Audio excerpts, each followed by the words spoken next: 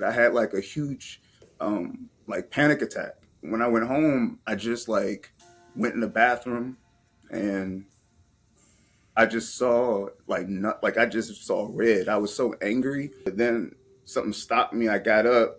That's Jaxon Phoenix, a handpan musician and the author of Only Us. Today, he shares with us his dark night of the soul and what he found on the other side.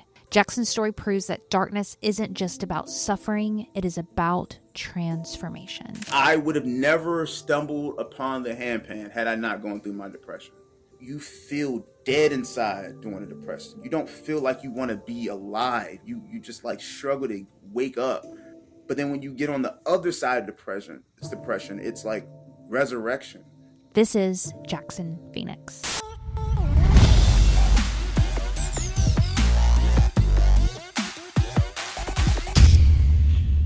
Hey, before we get started, this conversation is vital. It deals with mental health, but I wanted to put a trigger warning here that we do discuss suicide and suicidal ideation. You can check out the show notes for hotlines if you or someone you love is struggling. Jaxon Phoenix, you are sitting on an airplane next to a stranger, and they look over casually at you and they say, "What do you do for a living?" How do you respond to that? All right, well, I am in HR. That's like my career. But as far as like my passion, I have like a strong passion for writing. Um, and I consider myself just a local up and coming author. And even how it came about, it was super organic. Like I wasn't even expecting to be an author. It was just me journaling a lot and writing down different concepts I couldn't keep out of my head. Cause I'm a type of guy that like I could be like washing dishes or doing something around the house and then a random analogy comes in my head and I just can't get it out. And I just have to like get my phone or something and write it down. And then over time, it just accumulated into just concepts and then turning that into just memoirs. I had a friend named Keith Giles that I had no idea was a co-founder of a whole publishing company. And he literally helped me publish everything I wrote into a book. So the whole reason for me writing the book was to help me through a crazy dark time of depression. And over time, it just helped me see things from a different perspective. Um, and even during the times that I could say were dark, even those times, it was like I always had this feeling that something is supposed to get me out of this space, but I just have to hold on a little bit longer. But it's super rewarding when you realize that, hey, like because you held on, um, you're able to see things from this lens, and hopefully that can help somebody else. I hate to talk in a way where people get turned off, like super woo woo and stuff, but Oh, I'm it's it's woo-wooing not really, so often. yeah, it's I not, don't mean. yeah, it's not really like I want to spook anyone out, but it's just like I think we take the world and existence for granted. You know, like science to me is real. And I feel like we take science for granted. Like, even if you are materialist, you have to admit that everything that exists is still a miracle. It's like code, like your DNA. It's almost like like a like yeah, it's like code almost. It's making you into a whole being, and you can say this is DNA, you can say this is molecules, you can say these are atoms, but at the same time, something that intelligent, where did that come from? Where did it come from? And so, you know, I'm trying to put everything in one place, but it's like even when I was going through like my phase where I started to doubt the existence of God and all that kind of stuff, it's what brought me back is like there's so many things that we can't explain it and how it originated, and it became illogical for me to completely throw away the idea that none of this was by chance or happenstance. Like, Mm. then that brought me back. It brought me back to a place where it's like, okay, yeah, I'm upset right now. I got bad news that really rocked my world. I feel like I shouldn't be here. But looking back, it's like so many occurrences where I shouldn't be here, and it miraculously happened for me to be here. So it's like, why? Why is the source still trying to keep my game going? And that made me curious. It made me want to not give up and try to figure it out. What caused your depression? So I want to say that it was a slow trickle. It was one of those things where I didn't even know I was depressed. I think I just started to adapt to how I saw the world. But then later on, I start becoming aware that, oh, wow, I am depressed. Um, and I feel like it started when I lost my best friend. Um, he unfortunately ended his life, and yeah, he was my best friend since kindergarten. And so when I when I saw someone that I literally, had that kind of bond with, and the next thing you know, he's no longer here, I couldn't figure out how that was real life. You know what I mean? It felt like a video game, like at any time, like, oh, he's gonna come back, like he'll have like another life or something, like. But it affected me because it's like, okay, if he's my age, that means I'm not promised. Like, when you're younger in your early 20s, you feel invincible. You feel as if you have so much time, right? But the older you get, you realize you don't have enough time. And I think I was going through a phase where I didn't want to leave this earth on someone else's terms. And I wanted the control back. And I felt like I didn't have the control. And I felt very paranoid. Um, and I think the pandemic also kind of triggered some stuff too, because I was just seeing like that ticker go up, up, up, up, like another death, another death. You hear friends, you hear family that's going through certain things. So it was like during that time, I just didn't want any surprises. I said, if I'm gonna have to get out of here, I'd rather do it on my own terms, kind of thing. I can remember times where I was like at the beach, just trying to get some type of peace, some type of relaxation, and all I could think of was just going in the water and not getting out. It was that bad. Yeah. Because I would see peaceful sceneries, but all I could do is think about leaving. And so there was one time, what triggered my whole panic attack, and it got to its worst like state was like, um, you know, I went to my parents' house, and they gave me some crazy news. And I never shared this before, but I feel like it would really drive home where of why um, everything got so bad. Um, I never really knew. Um, well, let me put it like this: my mother, um, my mother's father. I don't really call him like my grandfather because I really never had a relationship with him like that. He was like one of those people who would just come in and out, and on your birthday give you $10, give you $20, and you don't hear from him anymore. But always thought that was biologically my grandfather.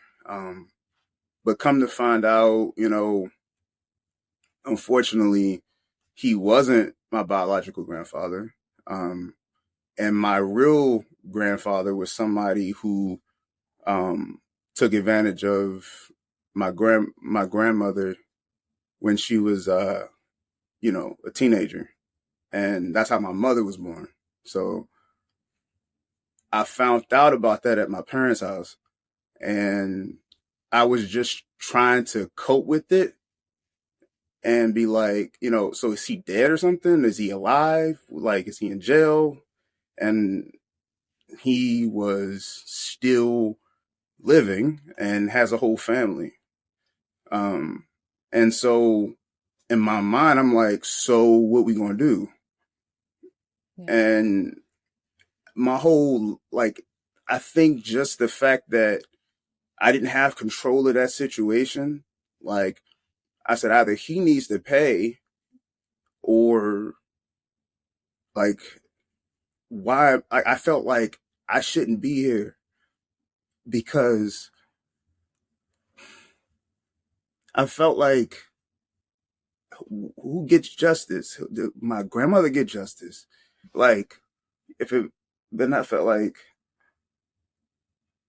yeah, I just felt like the only way to pay back my grandmother was to not be here anymore. And so that's what sparked it. I had like a huge like panic attack. And when I went home, I just like went in the bathroom and I just saw like not like I just saw red. I was so angry. My chest was like hurting. It was just like I felt like a gnawing sensation in the back of my head, and it just says it literally felt like something was saying, "You don't belong here. You don't belong here." And I wanted to end it, but then something stopped me. I got up, went up to my room, and I just started holding my chest, and then I just started like I don't know, just breathing really heavy.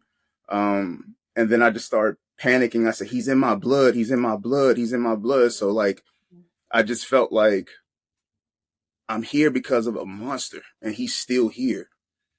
But it's like, I couldn't cope with it. Like, it was like an existential crisis. It was like, if it wasn't for him, I wouldn't be here, but I don't want to be from you. And, and I think that was so, yeah. And like maybe a couple of days later, I just picked up the phone and, called a couple of therapist offices and came to the right one. And I literally just told him, hey, like, I don't want to kill myself. I need somebody now. Um, and that was the spark of the journey. That's how I started therapy. And that was like the best decision of my life because I was never the kid that had like anxiety.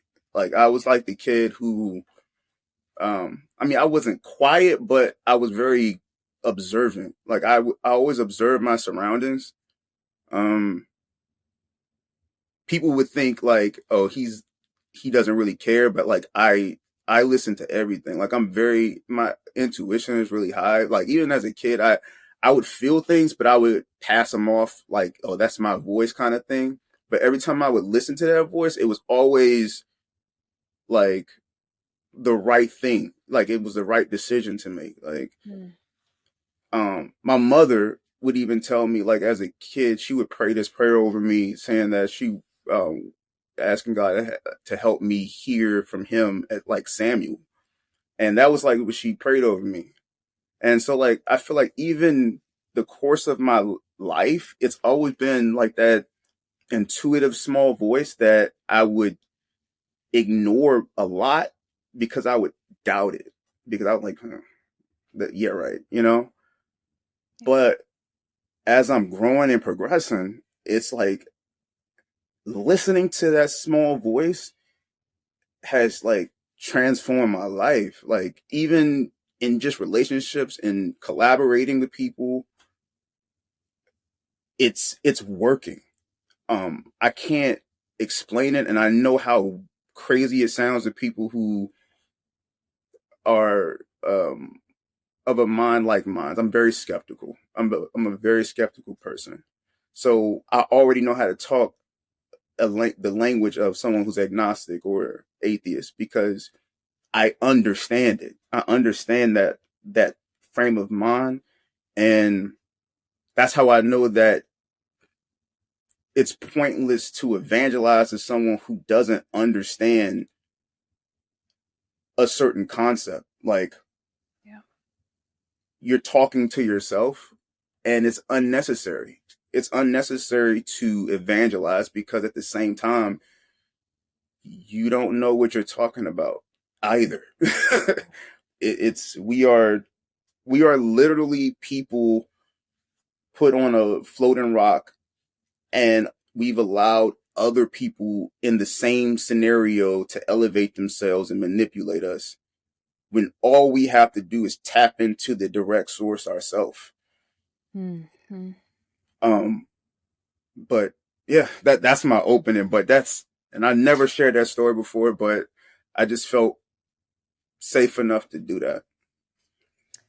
It's a big deal. So thank you. I want to thank you for sharing it, because I shared with you before we hit record. I've been having a lot of really heavy conversations and DMs and emails over the past month or so. I felt really moved to be more open about my faith journey, deconstruction, reconstruction of some different ideas and thoughts. And it's brought up a lot for people in my community. And this concept of kind of like a depression, or what's the point, has come up over and over again. I've felt it. It comes in waves for me. Sometimes I'm like full of purpose and I'm like, yeah, I know why we're here. I got a calling, yada, yada. And other times I'm like, what the hell are we doing here? What's the point? I can't, it's weird how the waves come.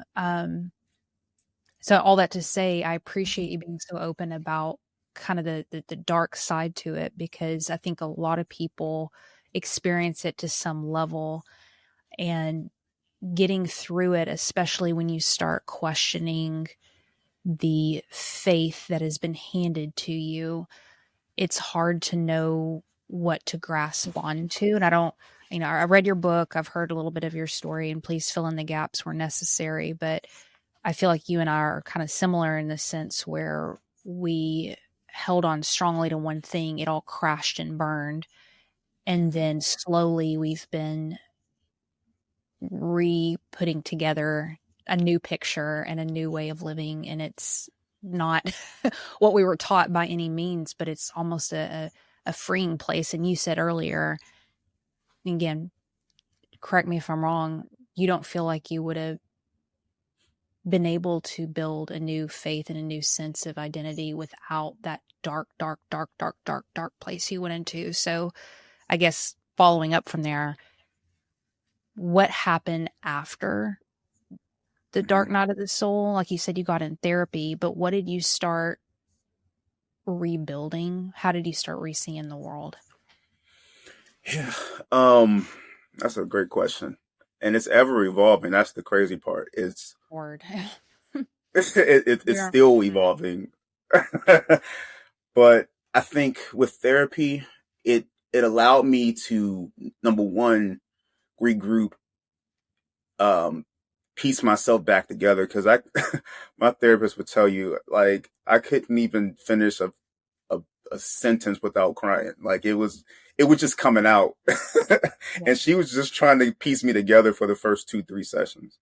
Um, Is but this after you deconstructed after this point? Or sorry to interrupt you, but oh yeah, okay. I started deconstructing. But again, it was one of those things where this one, like the panic attack, it made me not want to think about it anymore. Like, I was just trying to focus on getting getting well. You know what I mean? Like, I always had like suspicions about like, how the church works, and hit church history, and how can we ignore so much things that have happened in the past. But after therapy, it allowed me to kind of understand why I was taught certain things, and giving people grace. And it allowed me to understand that, like, a lot of people are enduring traumatic experiences as if they didn't happen. And I say that because I know people, I know friends, I know family members that see therapy as a sign of weakness, as a sign to use as a crutch, and because the therapy culture is so ingrained in us now, it's not like taboo to talk about going to therapy anymore. Right. Um, People think it's just a trendy thing to say, um, but really, it should have never not existed. It it should be something as routine as you going to the doctors or going to the dentist. Like it should be something that everybody does, even when things are going great, Yeah. because the world that we're living in now is so fast paced. It's all over the place. You can see what's going on across the world in 1 minute on your phone. You could see a whole mass shooting that's happened last night or something. Like it's super Mm. fast how all this information is coming at you, and your brain is not equipped to process that information Right. at the rate that we're doing it. After I got some time with therapy, I started to understand why, I was brought up a certain way with the type of evangelical Christianity that I was brought under. Mm. Um, and I won't say that, even in my book, I mentioned that I still refer to myself as a Christian humanist. It was a way of honoring the tradition I came up in, at the same time denouncing um, Christian nationalism, Yeah. denouncing the fact that if you're not a Christian, God somehow doesn't love you or desires for you to burn for eternity. So I have an ideology of I have a more of a universal kind of theology, which is not accepted at all in most evangelical spaces. Um, so me identifying as Christian human is it's kind of like saying, you can't tell me what to do. Like you don't own Jesus, and at the same time, it's like, I think it's room for all traditions to collaborate. Like we're on this earth for how many years you're on this earth. And based off of most teachings that I can say, Protestants believe in, that they believe that, Jesus is coming to save the world, not America. Right. Um, and Right. and so that humanistic ideology to me is about collaboration. It's about unity. It's about love. It's about empathy. And you can't follow the teachings of Jesus if you deport innocent people. You can't you can't say that you follow Jesus if it's okay that you want to see someone who doesn't think like you, talk like you, look like you would rather them die versus put your arms around them and make sure that they're good. Like at the worst case scenario for someone who follows Jesus is to love your enemy. So Yeah. even if I'm your enemy, you still have no excuse to hate me. Right. You still have no excuse to kill me. You have no excuse to do any of this genocide that we're seeing today. There's no excuse for it. Mm. So if I see the fruit of what you call a follower of Jesus, if that's evangelical, if that's an evangelical framework, that's what I denounce. Somebody who's listening who's going through everything's burned to the ground, the deep, dark stuff. You mentioned therapy. Amen. Hallelujah to that. Is there any other words of advice, wisdom, just kind of walking through that looking back you wish you would have known, or maybe a different way of looking at it. I used to think that God read my thoughts and already had a punishment in line for me. Like, I felt guilty for having doubts. Felt guilty for, like, even if a random intrusive thought came in my head, I did not make this thought come into my head. It just happened. Yeah. I thought, oh man, I'm in trouble. That's how indoctrinated I was, because, you know, when you're taught since you're a kid that God knows your heart, He knows what you're thinking before you can think it. Yeah. Yeah. You know, when those seeds of fear are planted in your head, you are scared to say the wrong thing. You're scared to think the wrong thing. And sometimes you're not really even saying or thinking the wrong thing. It's just opposed to what you've been taught. Yeah. Yeah. It's just not a part of the system. But I think what one of the deconstruction questions that I asked myself um, is is my dad more loving than God? I had to ask myself that over and over again, because here, my dad is not perfect. My dad is old school dad. I love him to death. That's like my hero, but he's not perfect. I can tell you many things that he's done that tells you he's not perfect. But the one thing I feel like my dad has done to a T is unconditional love. And I'll tell you a story. Um, like, when growing up, my dad was like one of those fathers who would be at everything. Like, he was he's very present. Even when you don't want him to be there because he's embarrassing you with his loud suits, like he was gonna be there. Every sports game, event, he's there, in your face. But the older I got, in my teenage years, I started feeling myself. I started being rebellious.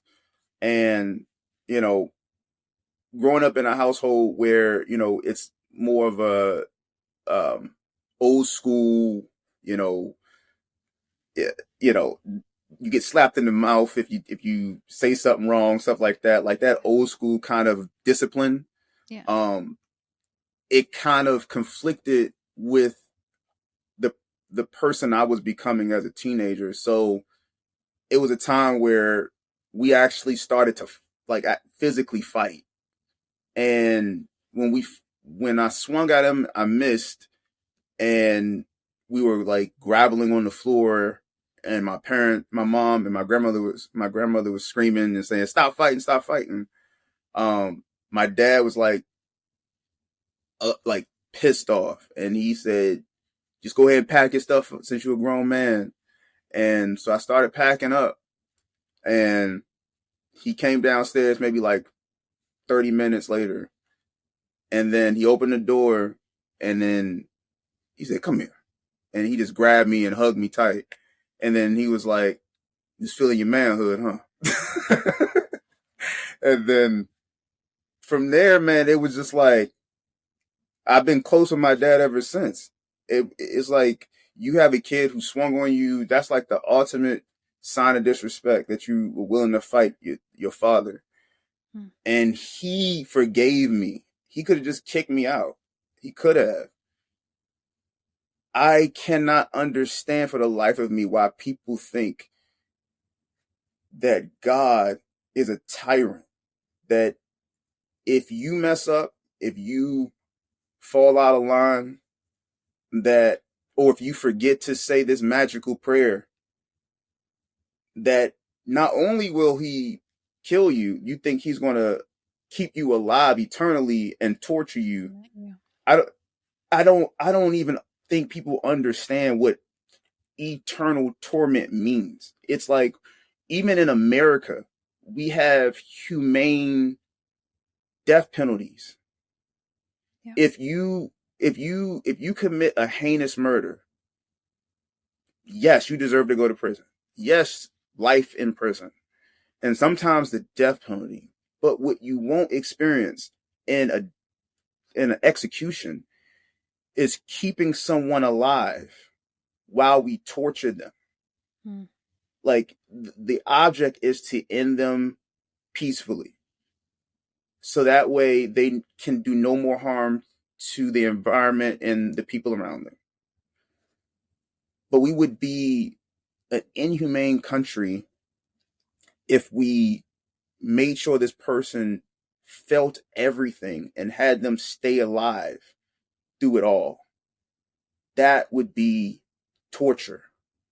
And I cannot believe or worship a being that would find pleasure in tormenting an innocent grandmother who happens to be Buddhist. Right. If that is the God you serve, no thank you. Word. You know what I love about the metaphor of your father is it took you and him wrestling and hitting each other and fighting. And you said afterwards, you said, and we've never been closer.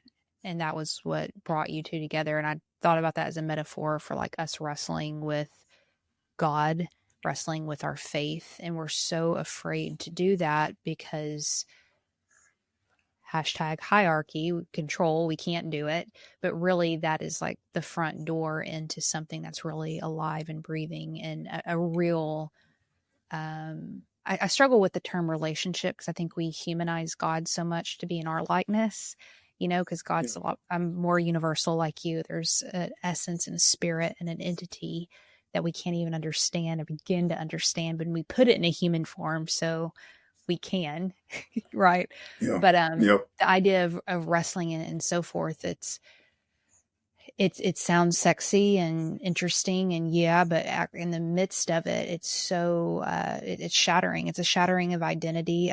There's no sense of safety in it, and you highlighted it in your book multiple times. But you're also losing your community and Mm-hmm. your friendships and your relationships. I'm curious, like when you kind of came out of, and I don't know, like when do we ever come out of it? It's like an ebbs and flow thing. When you started kind of coming out of the dark part and Mm-hmm. reinventing yourself and finding Yeah. music and writing and so forth, how were your relationships then? Like, I know in the back of your book, you thank your parents for always encouraging you. Or did you have a supportive community when you started coming out and be like, actually, I think I'm a Christian humanist, people? How was that? Yeah. It honestly like that's why I have to give credit to my parents, man, because they could have easily just called me like the black sheep of the family because even though they are very much, evangelical, not conservative type style. It's like a mixture of like going to an African American evangelical church. Like That's they, rare. they're against they're against Trump altogether. So it's like they're on the humane side, but they have not crossed that threshold where I'm at, right? Gotcha. Where it's like the Bible is inerrant, where the Bible is the word of God. Um, that's where they fall, and I respect it. That's where they land. I'm on the side of I believe God created the humans that decided to write multiple books about him and don't have a clue on what they're talking about, except certain scenarios that could inspire people for generations. Yeah. I'm at that level of understanding that humans have always been humans and they say insightful things. They say words of wisdom. They're courageous, but they also say some really messed up stuff. They do some messed up stuff and they document it. And then we, thousands of years later, have the privilege to review their writings, to appreciate their writings and understand the writings for what they were and not to repeat the same mistakes that they made. Mm-hmm. In itself, when they say the Bible is great is good for teaching and correcting, absolutely, because we can see what they did wrong We learn from that and we bring it back to our generation and say, hey, this is what they did. Don't do this, don't do this. Do that, definitely do that. But please do not say that all of these books are cohesive. Mm-hmm. Some of the books disagree with each other. Some of the writers disagree, and that makes sense. How many Christian books are out there now that disagree with each other? How many Yep. other religious books are out there that aren't Christian, disagree with Christian books, disagree with their own sect? People disagree. And even in Jewish tradition, they argue. That is their culture because they know that they don't have the ultimate authority. But together, you're basically throwing things at the wall, seeing what sticks, and then okay, for our generation, it seems that this Christian nationalism, eh, let's not bring that to the generation after us. Like, let's kind of we see where that gets us, so let's kind of throw that out. Like, I think for me, I had to get out this mindset where just because I disagree with evangelical Christianity, that I had to make them my enemy. Because when you do that, you're basically doing what you're upset about with them. Like you don't want to be this person that's always on the defense, always ready to dispute something or debate something Powerful. when you yourself don't know everything either. So I felt like I was on both sides of the coin. Like 1 minute I was like against evangelical Christianity, but then I started listening to all of these like angry atheists. I'm like, but you guys don't know everything either. Like you're hurt. I understand that. You were lied to. You were, you know, gaslit. You know, you might have went through things in your past with church membership. Totally get it. I'm here with you. But now what? You are leading all these people to another side of the world of thinking, but have no solution. We just continue to sit here and just make fun of people who we think may have it wrong instead of saying, how can we find a solution to make things right? Yeah. Because it's scientifically proven. We need community. There's the reason why nihilism exists is because humans start to deconstruct to a point of none of this matters. Mm-hmm. So when you don't think anything matters, if you don't think you matter, you definitely don't think they matter. What's stopping you from ending it now? Right. And so when I got to that point, it was like, oh no, that's not going to be my story. And so I said, there has to be something I can take from here, along with logic and scientific reasoning, and realize that science is nothing more than humans discovering God's creation. It's not it's not us versus them. It's Right. it's literally simultaneous. It's the same. And it's like scientists are trying to say science is the answer. People of faith are saying God is the answer. And God is literally trying to give us the answer through science. And we're Yep. rejecting one or the other. Yep. And I'll add in there too, you also seem to have emerged with a gift, passion for communicating all of this through creative work, which for me, like my kind of philosophy behind that is that I feel like creativity, storytelling, and so forth. I always call it my new church because it's like a Mm-hmm. back door into the divine and figuring out how to connect with God in a way that's less dogmatic, less ritual, and more experiential. And Yep. creatives are able to communicate deep, profound truths that words and logic alone really can't. They're able, it's like I mean, this is just historically, that's been the case. I didn't expect when I read your book there to be so many stories in it, which I really appreciate. I mean, off the bat, there's like a kind of like a poem, and Mm-hmm. then there's multiple stories throughout the book, and you're very gifted in that. And then, is it called a handpan that you play? Yeah. Handpan? Mm-hmm. Forgive me, Yep. forgive me. Handpan. Uh, Mm-hmm. so I'm high level question with it, but what do you think kind of the role of story and creativity plays in all of this? Because Mm-hmm. I don't know how you feel, but I've always struggled with kind of the cognitive, logical arguing and bickering with things, mostly because my mind can't work that quick. And my little sister, she'd always be real good. Like we debate about stuff, and she's quick witted and she can say stuff, and I'm like, ugh, and like 2 days later, I have a better comeback. So for me, like Yeah. metaphor and photography and stories and stuff like that is how I communicate. And Yeah. I think you have done a really good job to take high level concepts that people can get pissed off about, but tell a story and make them kind of rethink it a little bit. So high level, Yeah. tell me about that part of your story. Yeah. To be honest with you, I can't even take the credit for how how I tell stories, because honestly, the biggest storyteller for me is Jesus. Mm-hmm. And I think that's why I will never, if I ever got rid of Christianity, I could never get rid of Jesus, because I don't think they're the I need that same. on a t-shirt. That's good.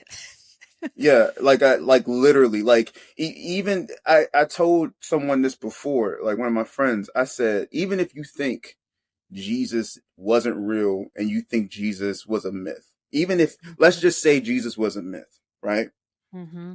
That means someone had to have created the concept of Jesus to get people to understand how to love people and to create community and to end war. And like, so someone had to be brilliant, or a Yeah. group of people had to be brilliant to create this fake mythical being to get people to understand not to hate and kill each other.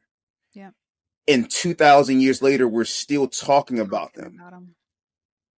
So even if he wasn't real and he was created by a group of people or a person to get a culture to stop killing each other, what source created those people to come up with the most intelligent way of seeing the world and transforming people in their consciousness? Like, even if Jesus was a myth, that makes the people who created him intelligent.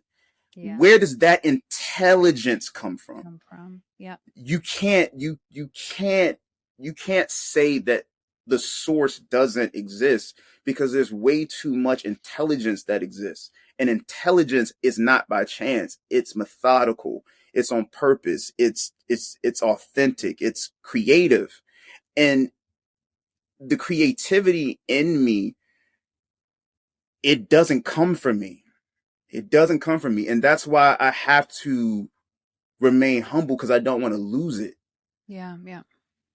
Um, man, why am I so emotional? I don't know.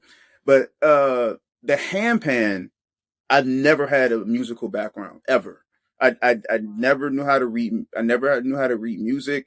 If you told me what's a B sharp or A flat, whatever the terminology is, I have no idea what that stuff is. So that's how come I feel literally not qualified to teach a class on handpan. People ask me, can I consider doing that? I'm like, I don't even know what I'm doing. Right. um, when I first discovered the handpan, I actually met this guy at a community near my house.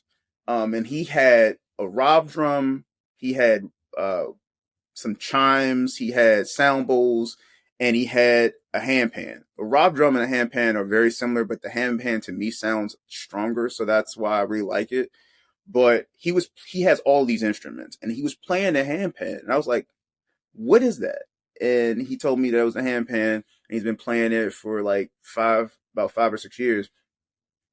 And I said, okay, where did you get it from? He said, well, I got mine's off of Temu. And I said, okay, well, I'm about to get miles off of Temu.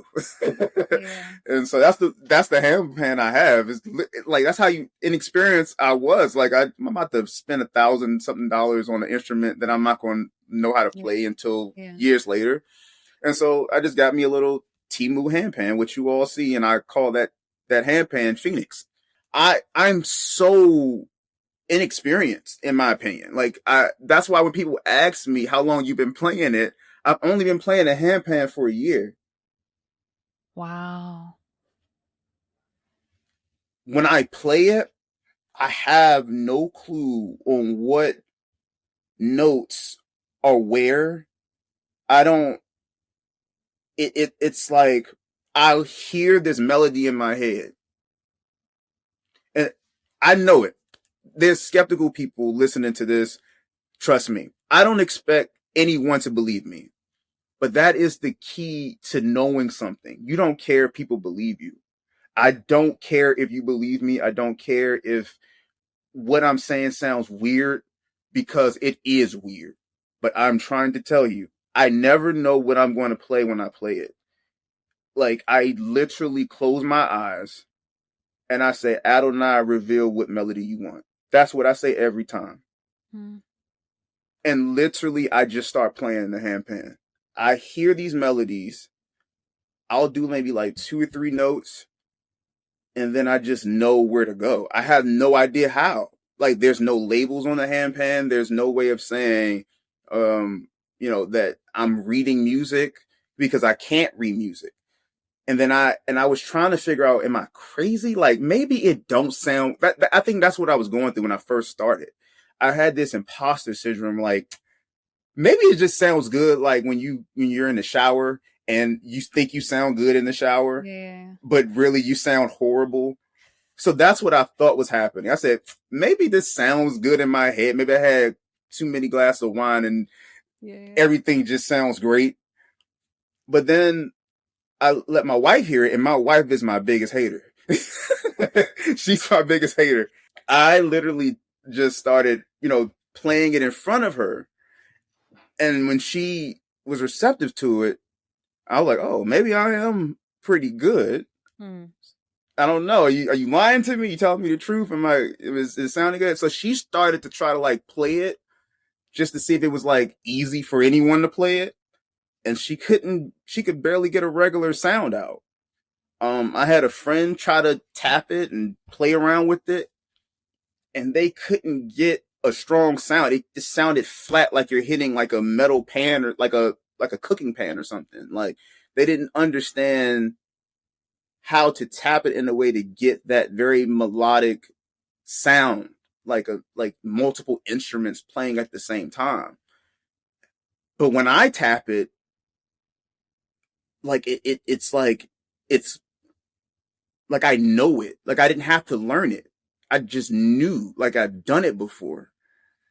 And when I play it, it's like I can play one melody and flip it. Like it'll sound like this, but then I'll flip it to another tone, the cadence, and then I'll piece that together and make a whole song.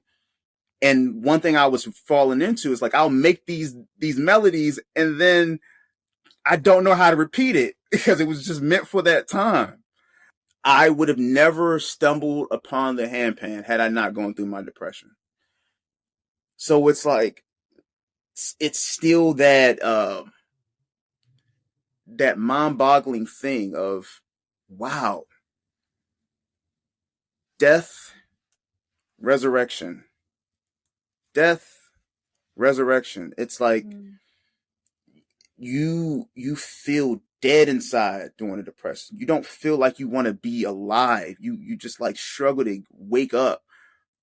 But then when you get on the other side of depression, it's like resurrection. And it's like you feel reborn, a rebirth. And that's why I named my last name for my pen name Phoenix, because Phoenix Mm. represents rebirth. And Mm. I called myself Jaxon because my name is Jaxon legally, but I wanted to somehow pay homage to my matriarch, Hortense Elizabeth Jackson, who passed away. That was my great grandmother.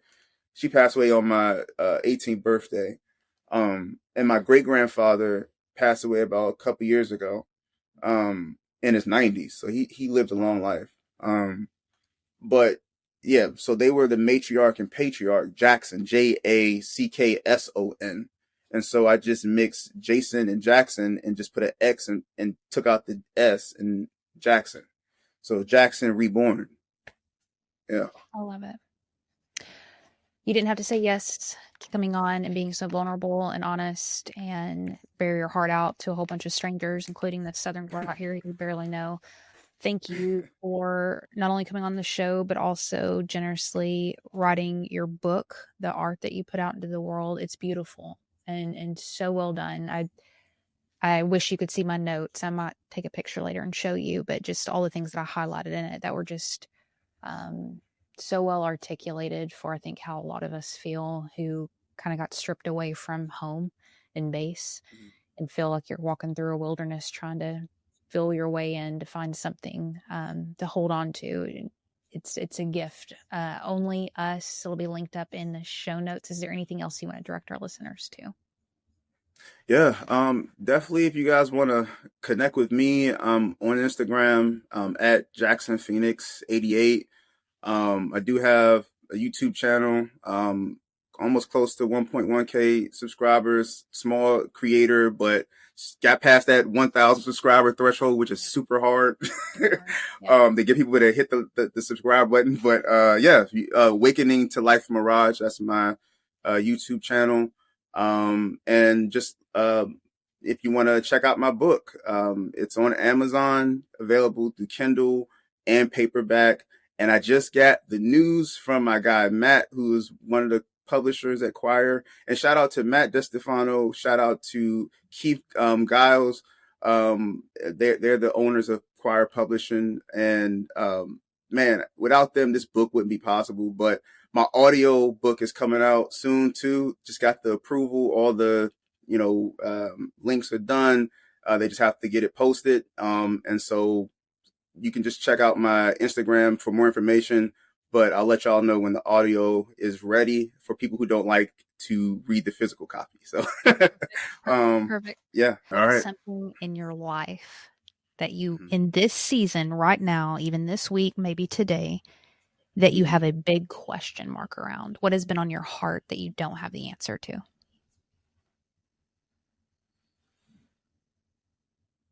Why can't humans see that we have the answers already? And even that answer is like, I don't know.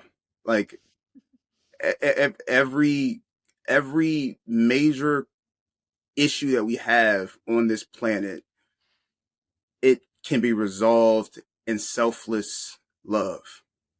Amen. We wouldn't need hungry corporations. We wouldn't need the majority of the walls that we put up out of fear.